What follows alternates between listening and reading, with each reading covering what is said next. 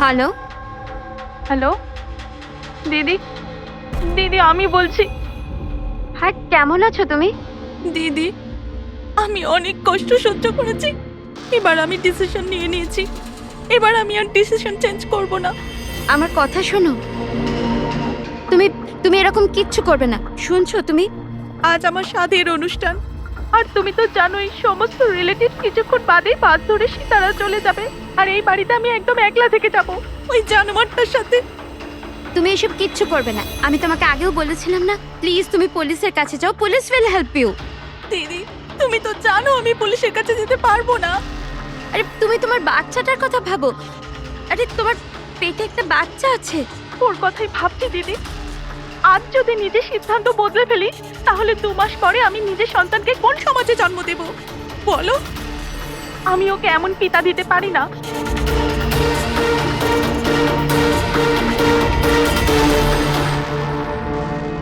আচ্ছা, আপনি কি ওনার নাম্বারটা দিতে পারবেন? না স্যার, আমাদের সব কল এনক্রিপ্টেড হয়। ও না তো আমার কাছে পেশেন্টের না নাম আছে না নাম্বার। পেশেন্টের আইডেন্টিটি সিক্রেট থাকে। হ্যাঁ, হয়তো তারপর কেউ কলই করবে না, এটা ভেবে যে তাদেরকে নিয়ে মজা করা হবে। স্যার, এই নাম্বারটা জানার জন্য তো কোর্টের অর্ডার লাগবে স্যার। না অভিজিৎ, তাতে সময় চলে যাবে। অত সময় নেই আমাদের কাছে। ওই বেচারি মহিলা এতদিন ধরে অত্যাচারিত হচ্ছে। তাছাড়া ওনার পেটে 7 মাসের বাচ্চা রয়েছে। তার উপরে আমাদের কাছে ওর ব্যাপারে কোনো তথ্যই নেই স্যার। এই ডায়েরিটা আছে আমার কাছে। ও আমাকে যে কল করে তার সব ডিটেলস আছে। আমার স্টাডির জন্য আমি নোটস বানাই। হয়তো এটা আপনাদের কোনো কাজে লাগবে। দেখি স্যার, লাস্ট পেজে লেখা রয়েছে সব আত্মীয় স্বজন বাস ধরে সাতারা চলে যাবে। আমাদের কাছে শুধু মেয়েটার ব্যাপারে এইটুকুই ইনফরমেশন আছে যে ওর হাজবেন্ডের কাছে একটা সার্ভিস রিভলভার আছে। নাম্বার 2, মেয়েটার পেটে 7 মাসের বাচ্চা রয়েছে। ওই মেয়েটার ফ্যামিলি সাতারা যাবে। সমস্ত বাস ডিপোতে গিয়ে খোঁজ নাও, দেখো কোনো বাসে এমন কোনো ফ্যামিলি আছে কিনা যারা সাধের অনুষ্ঠানে যাচ্ছে, সাতারার দিকে যাচ্ছে। শহরের যত গাইনোকোলজিস্ট আছে প্রত্যেকের লিস্ট বের করো, আর দেখো এমন কোন পেশেন্ট আছে যে 7 মাসের প্রেগনেন্ট। স্যার, এটাই শেষ বাস ডিপো যেখান থেকে সাতারার বাস যায়।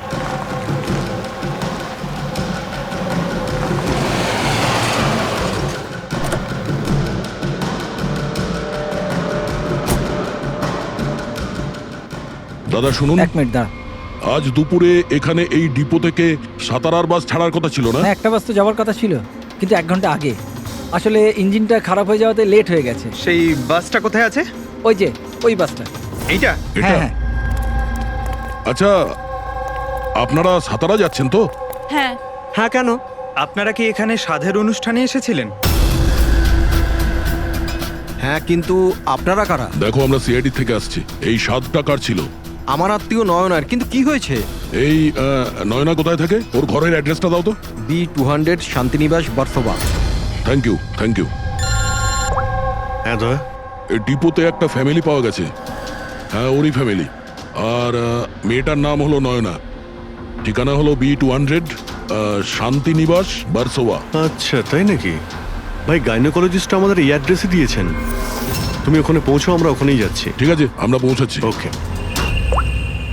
বার্সোবা।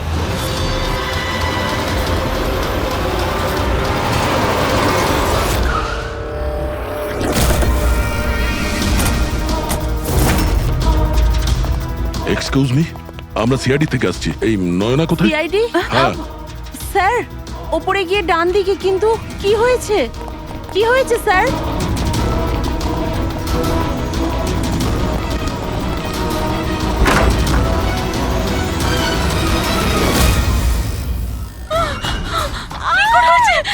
প্লিজ সামলান নিজেদের আপনারা। কি করছেন কি? শান্ত হন আপনারা।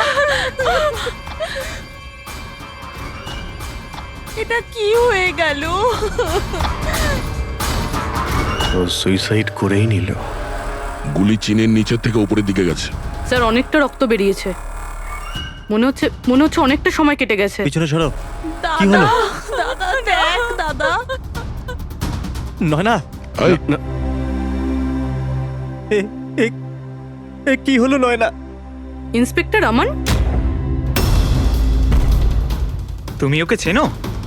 হ্যাঁ, আমরা ট্রেনিং একাডেমিতে একসাথেই ছিলাম। কেন করলো স্যার নয়না এরকম? এটা তো আপনিই বলতে পারবেন। ওটা ওকে টর্চার করতে, মারতে, হ্যাঁ, ভয় দেখাতে, হুমকি দিতে কি এক্সপেক্ট করেছিলে তুমি? কি করতো এ, হ্যাঁ? অ্যাটেম্পট অফ সুইসাইডের জন্য তুমি জেলে যাবে। স্যার এটা কি বলছেন আপনারা? দাদা এরকম করতে পারে না। স্যার আপনারা এটা ঠিক করছেন না, প্লিজ এরকম করবেন না।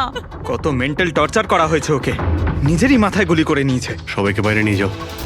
চলো তুমি বাইরে চলো, নয়না, চলো suicide করতে চলো পারে চলো না। চলো সবাই চলো, প্লিজ Please, চলো বাইরে বেরো, যান, বাইরে, please, চলো বাইরে যান, please, বলছি। চলো বেরো, চলো চলো।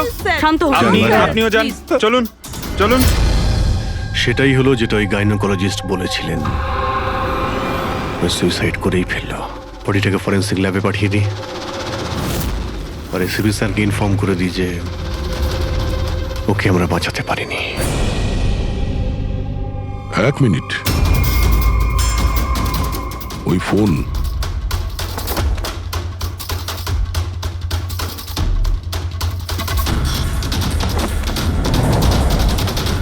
কিন্তু কোথায় যেতে পারে? আচ্ছা, ওনার ফোন কি কেউ দেখেছেন কোথাও? আপনি জানেন? কেউ দেখেছেন কি? হ্যাঁ, স্যার আমি ফোন করছি ওর নাম্বারে।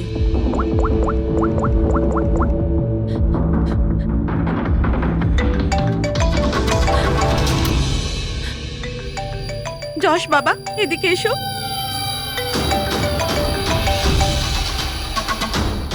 ফোন তোমার কাছে দাও।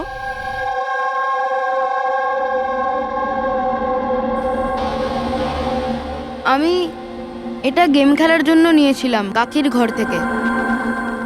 কোনো ব্যাপার না বাবু, এদিকে এসো। বাবু একটু মনে করে বলো, যখন তুমি ফোন নিতে এখানে এসেছিলে তখন কি দেখেছিলে তুমি?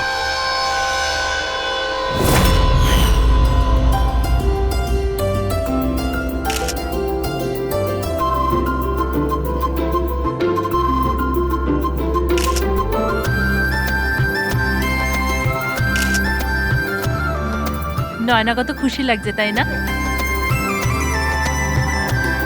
কাকি আমার সাথে মোবাইলে গেম খেলবে? গেম?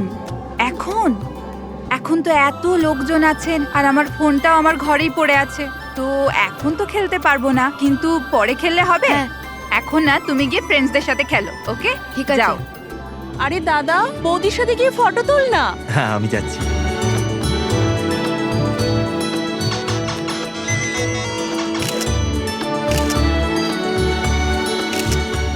যশ বাবা তুমি আবার মোবাইল নিয়ে বসে গেছো? মা প্লিজ ডিস্টার্ব করো না মা, প্লিজ। আরে কাকির অনুষ্ঠান চলছে, তুমি এখানে গেম খেলছো? হ্যাঁ, আর কিছুক্ষণ। আরে please, বাবা please। কাকির খারাপ লাগবে, চলো শোনা চলো। আরে মা, কোনো মা নয়, অনেক গেম খেলেছো, আর ফোন নয়। কাকি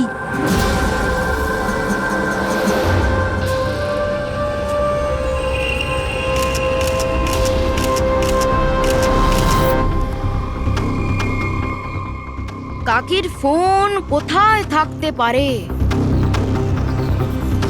হ্যাঁ,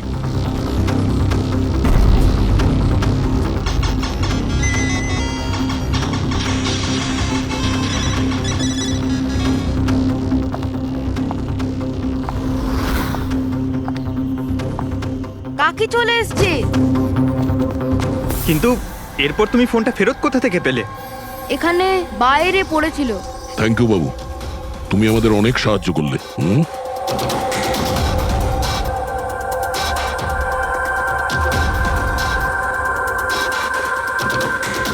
মিস্টার আমান, আপনি কি নিজে বলবেন নাকি আমাদের জিজ্ঞাসা করতে হবে? তুমি নিজে একজন পুলিশ অফিসার, তুমি তো জানো যে আমরা ইন্টারোগেশন কি করে করি। হুম, স্যার, স্যার আমি ওকে ট্রেনিং এর সময় থেকে চিনি। He is one of the best officers. Sir আমার মনে হয় না ও এরকম করতে পারে। মানুষ পাল্টে যায় পুরবি, সব এভিডেন্স ওর বিরুদ্ধে, আর সেটা তুমি খুব ভালো করে জানো। স্যার আমার বিশ্বাসই হচ্ছে না যে আপনারা সবাই এটা ভাবছেন যে আমি নয়নার ওপরে হাত তুলেছি। খুব ভালোবাসতাম স্যার আমি ওকে, ওর সন্তানের বাবা হতে চলেছিলাম স্যার আমি, আর আমি ওকে কি করে। হ্যাঁ তুমি, তুমি ওকে টর্চার করেছো, আর সেজন্য বেচারি ডিপ্রেশনে চলে গেছিল। ভুল বুঝছেন স্যার আপনি। ও ডিপ্রেশনে ছিলই না, সবসময় ও হাসি খুশি থাকতো, সবসময় আনন্দে থাকতো। মানে ও সুইসাইড কি করে করতে পারে স্যার? আরে তাহলে সে মেন্টাল হেলথ ফাউন্ডেশনে বারবার ফোন কেন করতো? বিগত কয়েক মাসের মধ্যেই 10টা কল। আমার এই বিষয়ে কোনো আইডিয়া নেই। কল করে উনি হয়তো ডিলিট করে দিতেন, সেই জন্য হয়তো আপনার কোনো আইডিয়া নেই। স্যার দাদা এরকম করতে পারে না, ও তো নয়নাকে খুব ভালোবাসতো, আর নয়না তো খুশিই ছিল। যদি তোমার স্ত্রী খুশিই ছিল, তাহলে ও হেল্পলাইন নম্বরে ফোন করে কেন বলেছে যে তুমি ওকে টর্চার করো, ওকে ওকে মারো, ওকে ধাক্কা দাও?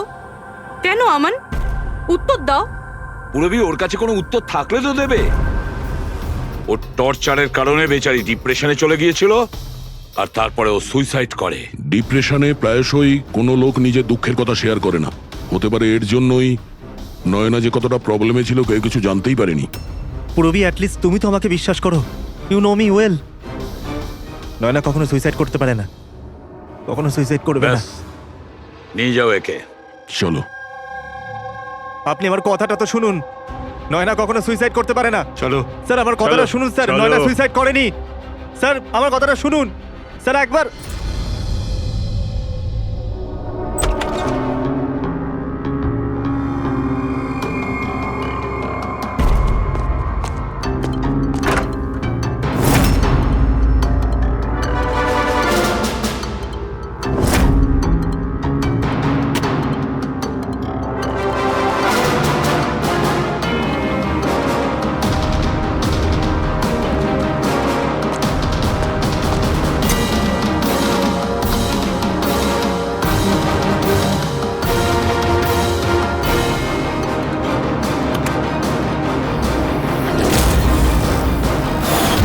স্যার নয়না যখন সুইসাইডই করতে চাইছিল, তাহলে ওর আসন্ন সন্তানের জন্য অনলাইন ওয়েবসাইট থেকে বেবি প্রোডাক্টসের শপিং কেন করেছিল?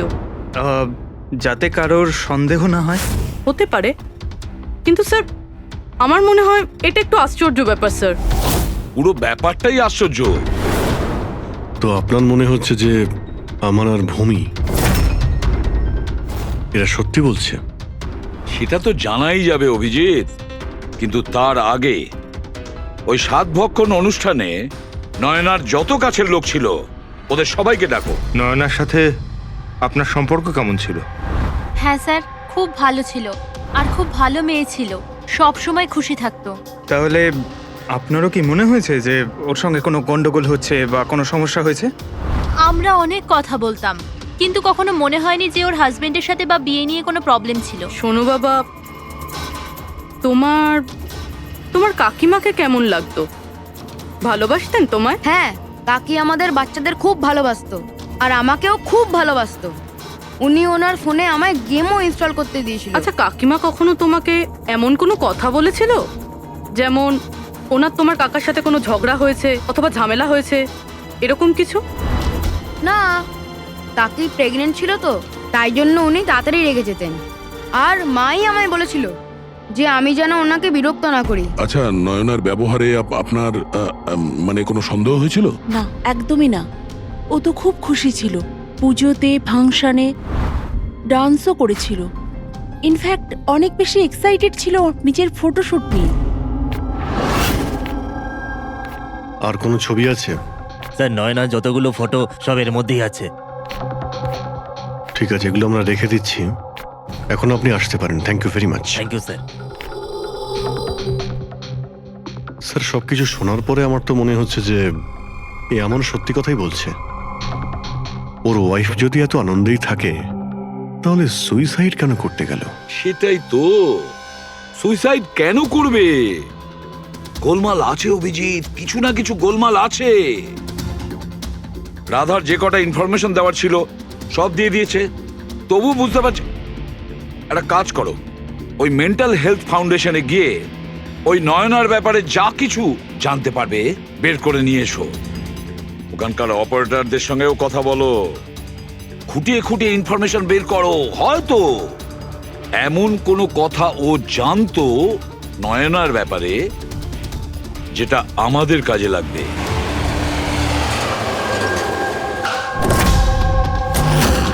আমরা সিআইডি থেকে আসছি, আপনাকে কিছু জিজ্ঞাসাবাদ করব।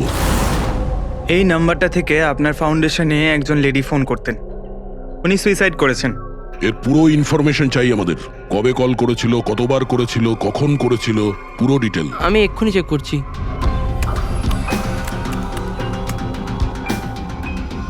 হ্যাঁ স্যার, এ অনেক কল করেছিল, শেষ 5 মাসে 10 বার। আচ্ছা, ওনার সঙ্গে কে কে কথা বলতেন? অ্যাকচুয়ালি স্যার, এনার সমস্ত কল রাধা ম্যাম হ্যান্ডেল করতেন, আর উনি এখানে ভলেন্টিয়ার। যখন এনার ফার্স্ট কল এসেছিল তখনও রাধা ম্যামেরই এখানে শিফট ছিল, আর তারপর উনি যখনই এখানে ফোন করেন বলেন রাধা ম্যামের সাথে কথা আছে। এই কলারের ব্যাপারে কিছু মনে পড়ছে? কোনো বিশেষ কথা, কিছু অদ্ভুত হয়েছে?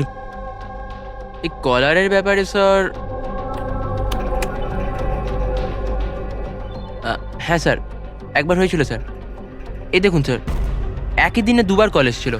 তো এতে অদ্ভুত কি? আমার মনে আছে স্যার, যেদিন প্রথম কল এসেছিল।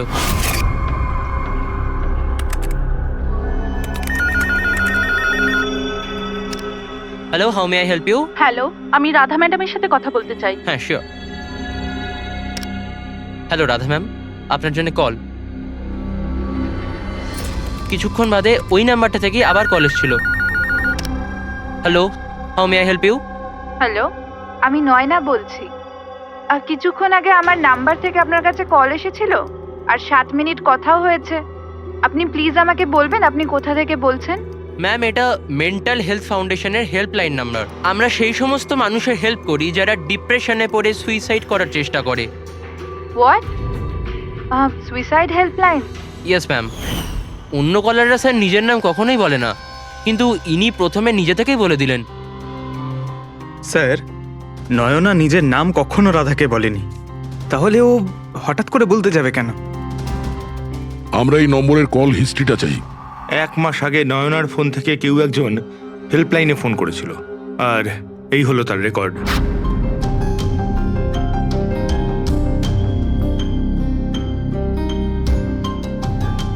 দশ তারিখ তো সেকেন্ড স্যাটারডে ছিল। তো তো কি হচ্ছে? কারণ সেকেন্ড আর ফোর্থ স্যাটারডে বাড়িতে ওর বন্ধুরা আসতো। মানে ওদের মধ্যে কেউ?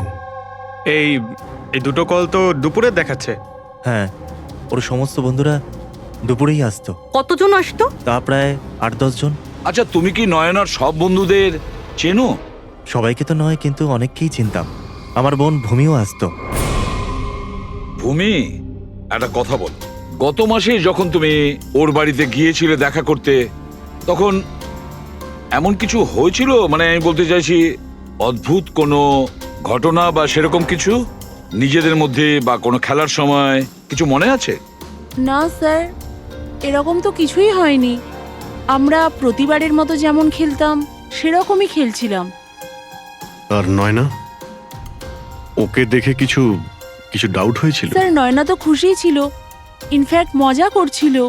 হ্যাঁ, কিন্তু কিছুক্ষণ পর জানি না একদম সিরিয়াস হয়ে গেছিল, চিন্তিত লাগছিল। জানি না ওর কি হয়েছিল। 5151।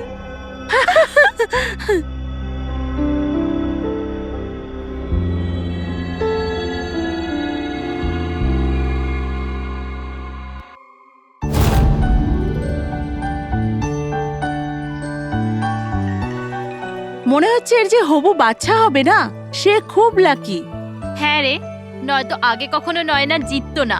ওহো, মনে হচ্ছে কেউ জেলাস হচ্ছে। আরে নয়না, দাদাকে একটা ফোন করো না, রাতের অর্ডারের জন্য একবার মনে করিয়ে দাও না। ফোন কোথায় আমার? আরে একটা কাজ করো, নাও আমার ফোন থেকে কথা বলো। হ্যালো, বিকেলে না প্লিজ খাবার অর্ডার করে দিও। না না, শুধু এটাই মনে করানোর ছিল। এই নাও, কিন্তু আমার ফোন কোথায়? আর আমি বুঝতে পারছি না, এখানেই রেখেছিলাম। নয়না, ওই যে তোমার ফোন ওখানে টেবিলের উপর। ওখানে কে রাখলো? আমি তো ওখানে তুই ফোন রেখেছিস রাখিনি। হয়তো। না यार, আমার মনে আছে আমি রাখিনি।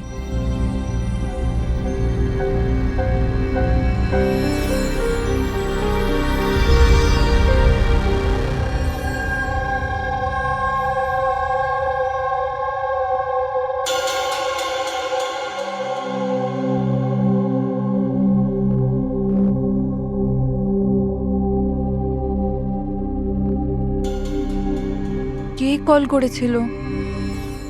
কি হলো? হ্যাঁ, তুই ঠিক আছিস তো? হ্যাঁ, কেন? জানবি, তোর কোনো টেনশন নেই তো?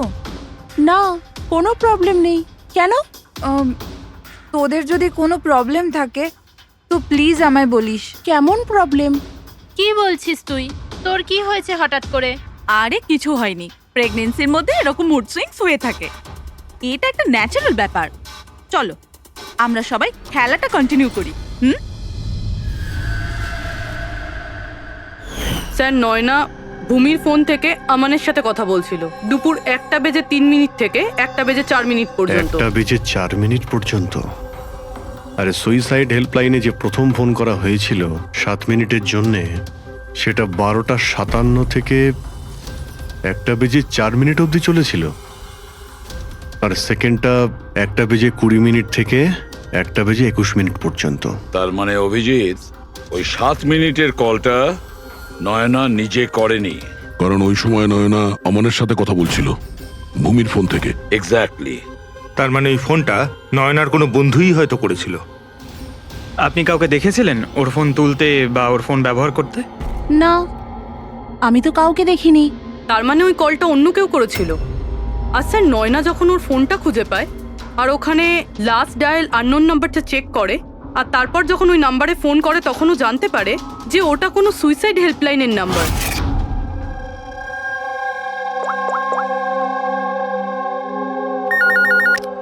Hello, how may I help you?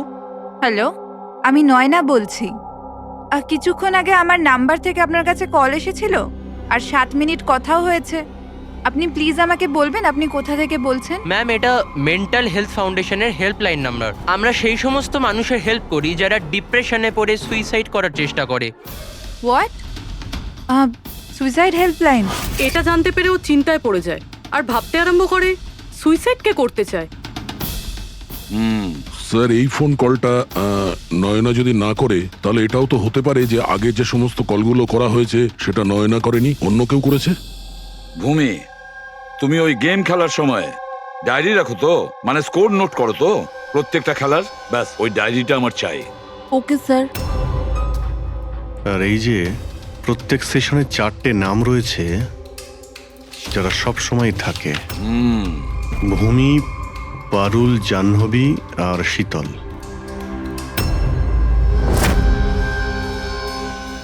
Radha, একবার চেষ্টা করে দেখো, এই 3 জনের কথা শোনো। দেখো, এই 3 জনের মধ্যে কেউ কি তোমার সঙ্গে কথা বলেছিল? আমি এসব কেন করব? আমি আমার লাইফে খুব খুশি। আমি সুইসাইড কেন করব? যদি আমি ফোন করতাম তো নিজের ফোন থেকে করতাম, নয়নার ফোন থেকে কেন?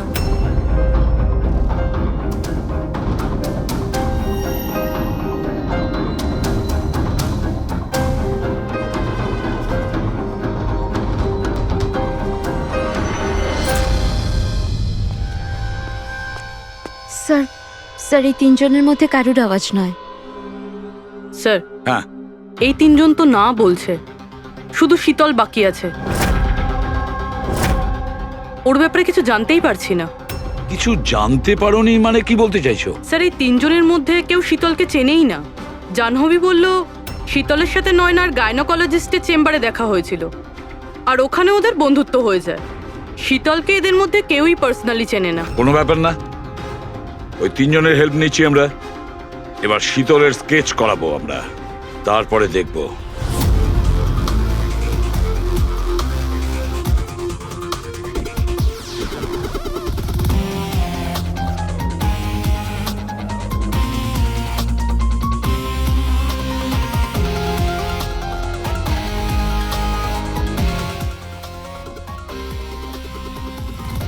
ডক্টর মিনা, এই স্কেচটা একটু মন দিয়ে দেখুন।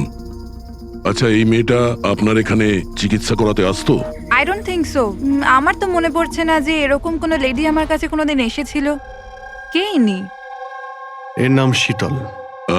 আমরা এটা বুঝতে পারি যে আপনার এখানে এত পেশেন্ট আসে যে এই সমস্ত পেশেন্টের নাম মনে রাখা তো মুশকিলের ব্যাপার। রাইট, বাট আমি আমার সব পেশেন্টদের পার্সোনালি চিনি। অ্যান্ড আই এম শিওর শীতল নামের কোনো পেশেন্ট আমার কোনোদিন ছিলই না। আচ্ছা, এই যে আপনার ক্লিনিকে সিসিটিভি ক্যামেরা লাগানো রয়েছে, এর ফুটেজ আমরা পেতে পারি? I don't think so, because ওটার স্টোরেজ ফুল হয়ে গেছিল, তাই আমাদের ডিলিট করতে হয়েছিল। Okay. Anyway, thank you.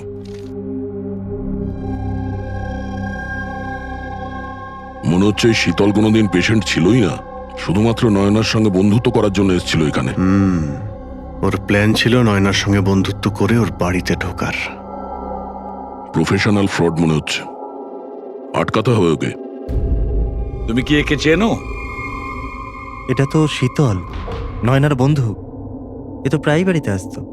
Nayana শীতলের বন্ধুত্ব কবে কোথায় হয়েছে কিছু জানো তুমি? না, আমি জানি না, কিন্তু তাতে কি যায় আসে? যখন আমার নয়নাই রইল না, তখন এইসব। এ কি ধরনের পাগলামি করছো? হ্যাঁ, একটু ভেবে দেখো তো। যদি তুমি নির্দোষ হও, তাহলে কেউ তো তোমায় ফাঁসানোর চেষ্টা করেছে। তোমাকে নয়নার খুনি সাব্যস্ত করে ওরা অনেক লাভ আছে, এই জন্য ও তোমাকে ফাঁসাচ্ছে। হ্যাঁ, এমন কে আছে যে তোমাকে আর নয়নাকে ঘৃণা করে? আমি কিছু জানি না। তাহলে কি ভূমি ওই আবার প্রপার্টি লোভে করেনি তো? না, ভূমি এরকম কখনো করতে পারে না। বরং ও তো নয়নাকে খুব ভালোবাসতো। তো কোনো প্রফেশনাল রাইভেলরি? একজন পুলিশের তো অনেক জায়গায় অনেক শত্রু থাকে। না, আমার সাথে এরকম কিচ্ছু ছিল না। আমি আমার ডিউটিতে না তো কখনো কোনো গ্যাংস্টারকে ধরেছি, না কোনো বড় গ্যাংস্টারকে মেরেছি, কখনো ঘুষ নিইনি। পুরো কেরিয়ারে ব্যাস একবারই গুলি চালিয়েছিলাম। কার ওপরে? কাকে গুলি করেছিলে তুমি? ছোটখাটো ফ্রড ছিল স্যার, বিশেষ। ওকে অ্যারেস্ট করতে গেছিলাম, তখনই গুলি চলে গেছিল।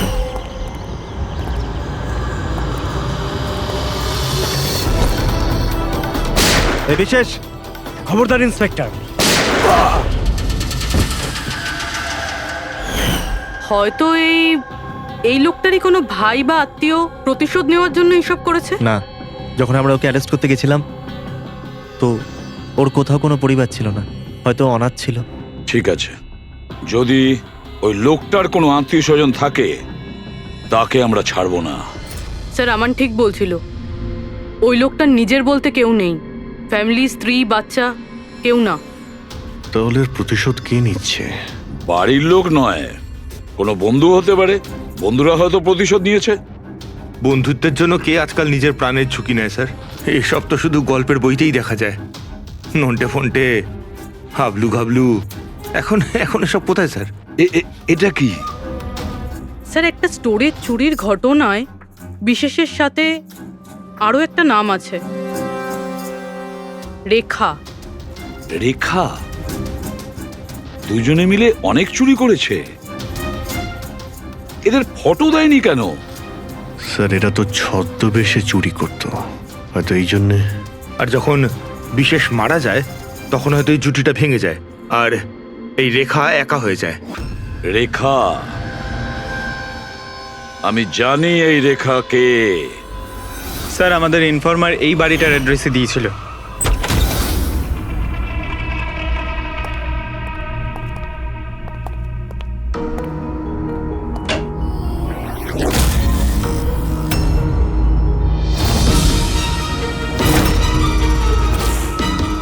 দেখো একটু।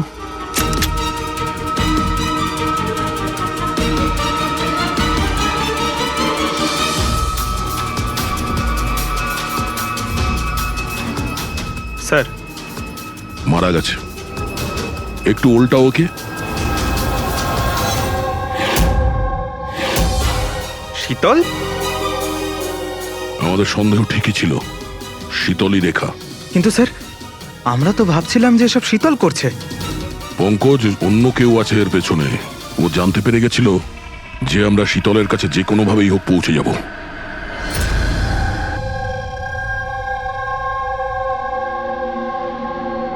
সারিকা, এর ঘাড়ের পেছনের দিকে এইখানে ক্ষত আছে। এইখানে ক্ষত মানে হচ্ছে যে খুনি ওর পেছনের দিকে দাঁড়িয়েছিল। দেখো, এইখানে ছুরির ক্ষতটা আছে। তবে খুনিকে পেছনের দিকে দাঁড়িয়ে থাকতে হবে, তবেই এই আঘাতটা করতে পারবে, রাইট? হ্যাঁ স্যার, আর আমার মনে হয় ও হয়তো খুনিকে চিনতো, কারণ এই ক্ষতটা ছাড়া সারা শরীরে আর কোনো আঘাতের চিহ্ন খুঁজেই পাইনি। রাইট রাইট, সেটাও হতে পারে। তবে একটা কথা ঠিক, ও খুনিকে চিনতো বা চিনতো না, তবে একটা কথা ঠিক যে খুনি ওর পেছনে খুব কাছেই দাঁড়িয়েছিল।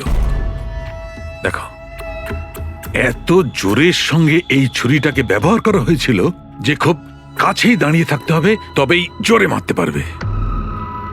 আর একটা কথা, এই যে ক্ষতটা আছে সেটা বলছে যে কেউ নিজের বাঁ হাতটা ব্যবহার করেছিল, কারণ যদি ডান হাত দিয়ে ছুরিটা মারা হতো তাহলে ক্ষতটা এই অ্যাঙ্গেলে হতো না। এক্ষেত্রে বাঁ হাতটা ব্যবহার করা হয়েছে। হ্যাঁ স্যার, তার মানে খুনি ডেফিনেটলি লেফট হ্যান্ডেড, তাই তো? একদম, এই খুনি লেফটি। আর দেখো আরেকটা কথা, এত জোর দিয়ে এটা ব্যবহার করা হয়েছে, সাপোজ ধরো কোনো ডান হাতি লোক বাঁ হাতে ছুরিটা নিয়ে ব্যবহার করলে তাহলে এত জোরে আঘাতটা করা সম্ভব নয়। এটা সেই করতে পারে যে বাস্তবে একজন লেফটি নেটা। রাইট, খুনি একজন লেফটি, এটা একটা বড় ক্লু। এবার বলে দিও নাকে জনাব এসিপি সাহেবকে। আগে হ্যাঁ, প্রদ্যুম্ন সাহেব। হ্যাঁ বলো সালুকে, বলো। একটা বড় ক্লু পেয়েছি। যে ব্যক্তি এই ছুরিটা ব্যবহার করেছে সে আসলে লেফট হ্যান্ডার। থ্যাংক ইউ সালুকে। সালুকে ফোন করেছিল, বলছিল খুনি লেফট হ্যান্ডেড। স্যার, আমরা তো আগেই সবকিছু বলে দিয়েছি, তাহলে আমাদের এখানে আটকেছেন কেন? কেননা সত্যিটা এখনো জানা যায়নি। কাল রাতে আপনাদের সবার হাতে নয়নার ফোন গিয়েছিল। ঠিক করে মনে করে বলুন আর কি হয়েছিল। হয়তো আপনাদের মধ্যে কেউ ওকে দেখেছে বা শুনেছে অন্য কারোর সাথে কথা বলতে। ইয়শ বাবু, আই হোপ তোমার স্মৃতিশক্তি তো ভালো। কিছু মনে আছে তোমার? তুমি আমাদের সাহায্য করবে না? হ্যাঁ, কিন্তু আমি কাউকে তো দেখিনি। আচ্ছা, তোমার যা মনে আছে বলে দাও। আমি প্রমিস করছি যে আমাদের মধ্যে কেউ তোমাকে কিচ্ছু বলবে না। আমি কাকির রুমে তো গিয়েছিলাম, কিছুক্ষণের জন্য ফোন নিতে গেছিলাম। তারপর আমি গেম খেলছিলাম আর কেউ আসছিল ওখান থেকে। তারপর আমি ফোনটা ওখানে সাইডে রেখে চলে গেছিলাম। কোন গেম খেলছিলে তুমি? স্যার, এটা কাকির মোবাইলে তুমি এই গেমটাই খেলছিলে? হ্যাঁ, আমি আর আমার বন্ধু নীলজ আমরা সবসময় এই গেমটাই খেলি। এই গেম তো অনেকেই একসঙ্গে খেলতে পারে, আর সবাই একে অপরকে দেখতেও পায়।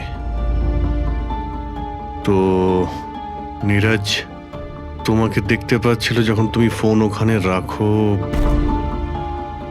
স্যার, ফোনে তো রেকর্ড হচ্ছিল, ওখানে কি হয়েছিল সেটা নীরজের ফোন থেকে জানা যেতেই পারে। ঠিক আছে, আমরা নীরজকে ডেকে নিচ্ছি। দেখো বাবা, ঘাবড়াবে না, এখানে আমরা সবাই তোমার বন্ধু। শুধু কিছু জিজ্ঞেস করার আছে ইনফরমেশনের জন্য। যে গেম তোমরা খেলো না মোবাইল থেকে, সেগুলোর ব্যাপারে।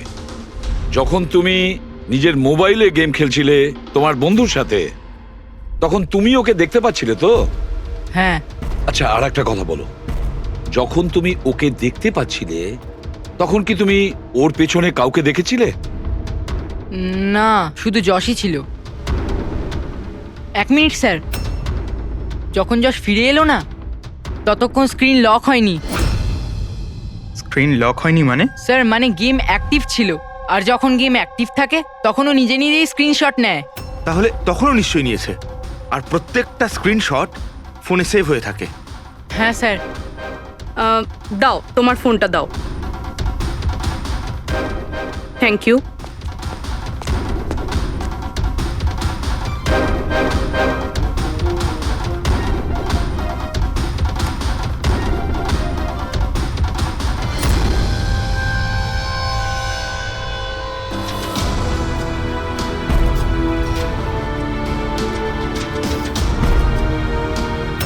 এটা কে?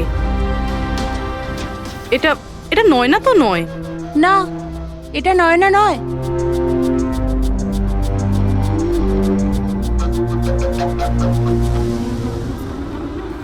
1 মিনিট পূর্বী, একটু জুম করো এর উপরে।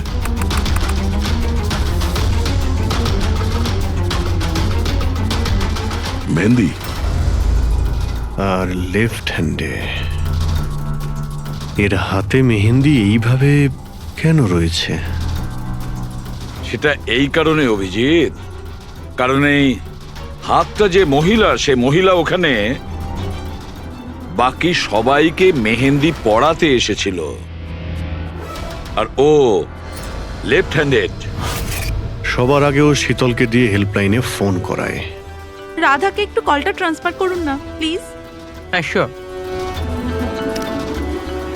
আমি আর সহ্য করতে পারছি না দিদি। তারপর সে শীতলকে টাকা দেয় আর বলে, নয়না, তোমার রুমে তোমার জন্য তোমার কোনো আত্মীয় অপেক্ষা করছে। তার সুযোগ বুঝেই ও নয়নাকে খুন করে দেয়। কে হতে পারে এই মেহেন্দি পরা মহিলা? আমি জানি না উনি কে ছিলেন। ইনফ্যাক্ট কেউই জানে না উনি কে। নয়না বলেছিল যে শীতল ওনাকে ডেকেছিল আর ওই নিয়ে এসেছিল নিজের সাথে। আর এটাও জানি না যে ওকে কেন আনা হয়েছিল। নিজের কাজও ঠিক করে করছিল না ও, বাজে মেহেন্দি লাগাচ্ছিল সবাইকেও। দেখ না জাহ্নবী কিরকম মেহেন্দি লাগাচ্ছে ও, পুরোপুরি ঠিকঠাক লাগাচ্ছেও না। আপনি কি মেহেন্দি লাগাতে জানেন না নাকি? দেখে মনে হচ্ছে কেউ যেন লাগিয়ে আবার মুছে দিয়েছে। ও মেহেন্দি এত খারাপ করে লাগাচ্ছিল, তাহলে শীতল ওকে পাঠালো কেন? সবারই সন্দেহ হবে। কে হতে পারে? আমি জানি স্যার, ও আমাদের চোখের সামনেই ছিল।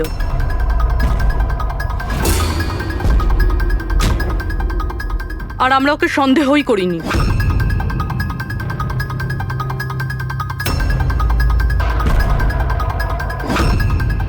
আপনি সামনে আসুন।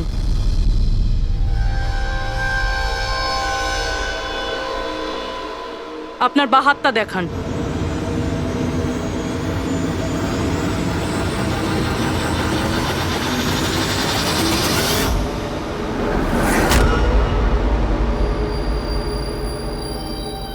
এই দেখুন স্যার।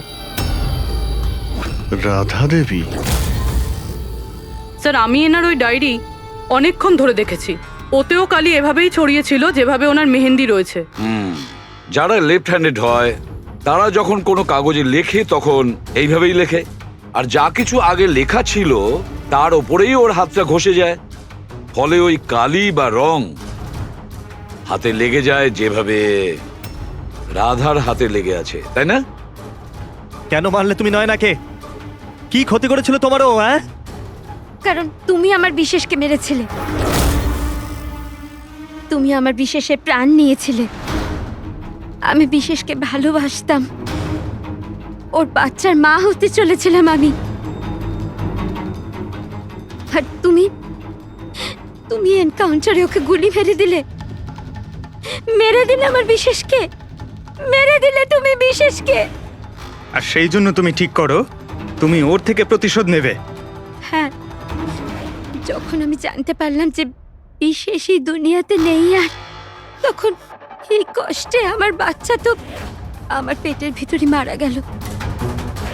স্যার, এরই জন্যে তুমি আমার বাচ্চার প্রাণ নিয়েছো। যখন আমি জানতে পারলাম নয়না মা হতে চলেছে, তখন আমার মাথায় রক্ত চেপে গেল।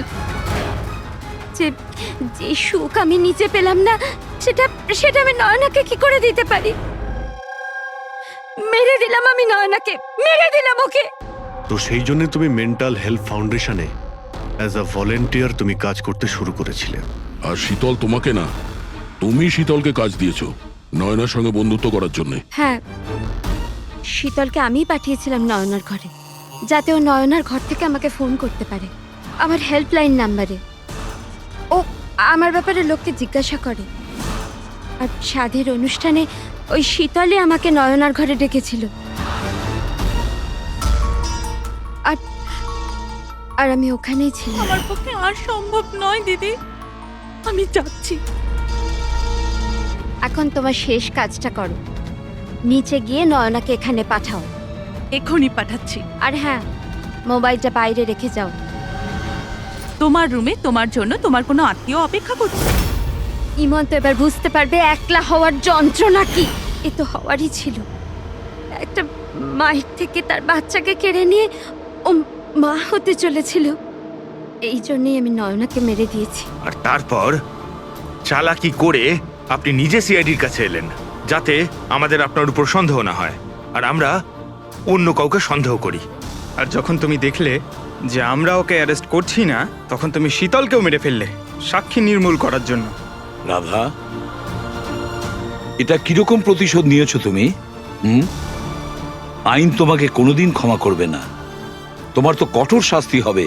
সারা জীবন ধরে জেলের গড়াদের পিছনে তোমাকে কাটাতে হবে।